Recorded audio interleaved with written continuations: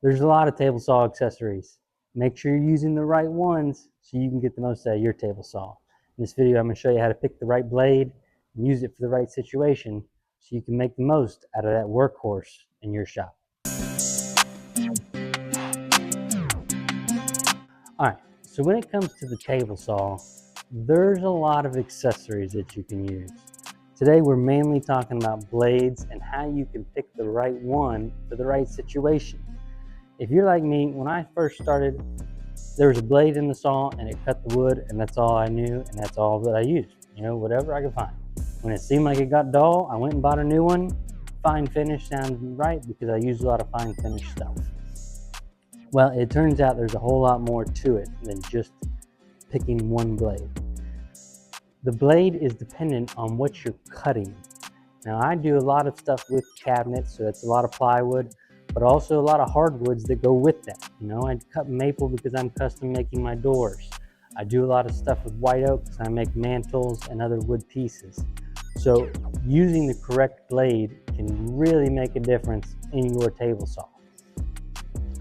If you are cutting plywood, especially cabinet grade plywood, the nice smooth veneer on top, you're going to want something with more teeth. Okay, this has 80 teeth. It is for a fine finish. You're going to put this in your saw and you're going to get very minimal, if any, tear out, especially if you're cutting smooth, right? This is also it's kind of a step down from that, a 60 tooth saw. So teeth, obviously, you can imagine, are these things right here. The more teeth, the finer the finish because it's cutting through that wood quickly, not giving it much time for tear out and any problems like that. But the more teeth you have, if you're working with a wood like white oak, again, I use a lot of that, you're going to have a hard time busting through that. You need something that's got, you know, less teeth will get through it easier, if that makes sense. So when you're working with a hardwood, you want something that has less teeth. This has 40 teeth. They're going to cut through that wood a lot easier than trying to run all these teeth through that.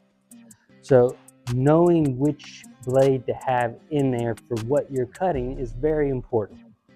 The other thing that you can use your table saw for is a dado stack. I got this dado stack.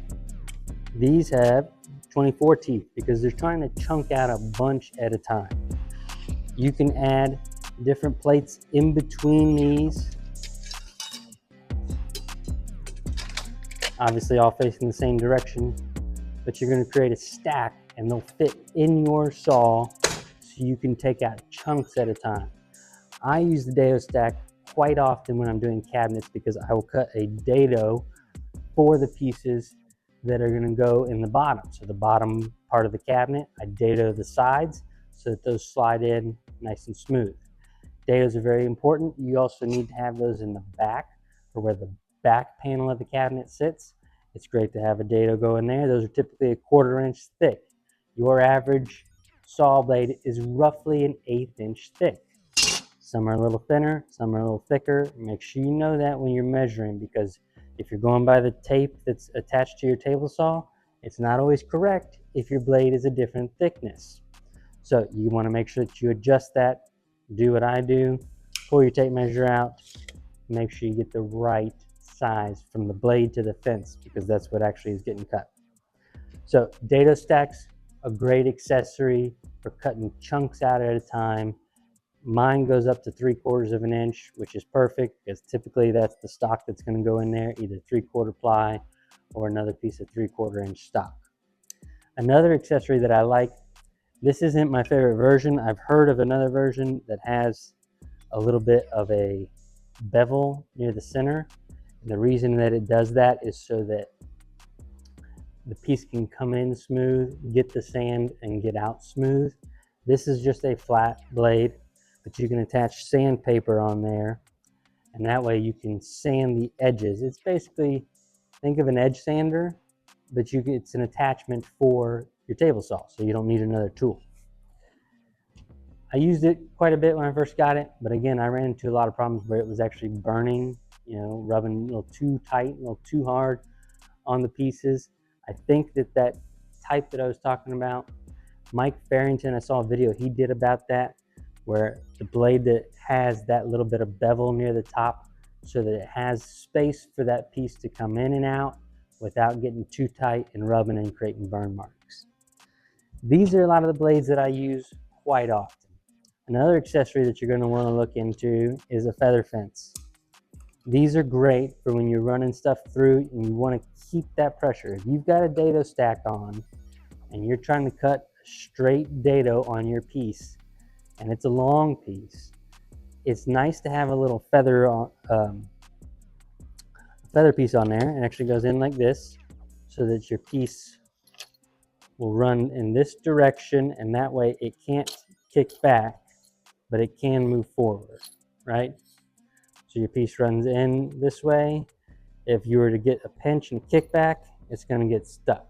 So it's a safety feature as well as keeping pressure against the fence. So if you got one of those long pieces and you're trying to feed it through and you want to make sure it stays tight up against that fence, the feather board is great for that. I'll have a link to one of those down in the description.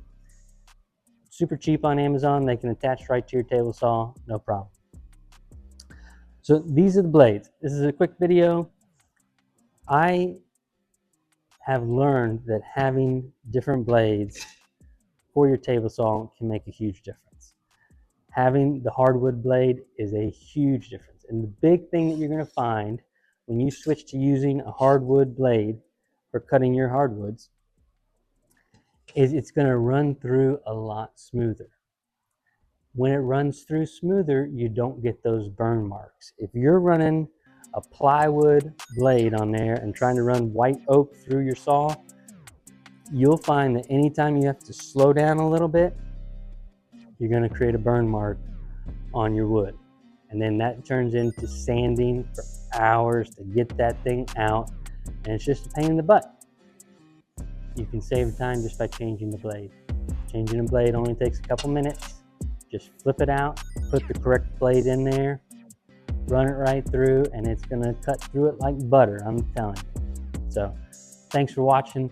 If you liked it, make sure you hit the like button, subscribe to the channel, leave a comment, tell me what kind of blade you like to use, and we'll see you next time on Crafted in Florida.